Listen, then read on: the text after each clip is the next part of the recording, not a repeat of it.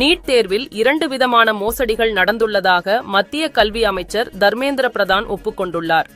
இந்த ஆண்டு நடைபெற்ற நீட் தேர்வில் பல குளறுபடிகள் நடந்ததையடுத்து இது குறித்து எதிர்க்கட்சிகள் தொடர்ந்து கேள்விகளை எழுப்பியபோது முறைகேடு நடக்கவில்லை என மத்திய அரசு மறுத்து வந்தது. இந்த நிலையில் முதல் முறையாக நீட் தேர்வில் முறைகேடு நடந்ததை மத்திய கல்வி அமைச்சர் தர்மேந்திர பிரதான் ஒப்புக்கொண்டுள்ளார். மேலும் நீட் தேர்வு முறைகேடு விவகாரத்தில் தவறிழைத்தவர்கள் மீது கடும் நடவடிக்கை எடுக்கப்படும் என அவர் உறுதிபட தெரிவித்துள்ளார். இந்த பிரச்சனையை மத்திய அரசு மிகவும் தீவிரமாக விசாரித்து வருவதாக மாணவர்களுக்கும் பெற்றோருக்கும் அமைச்சர் உறுதியளித்துள்ளார்.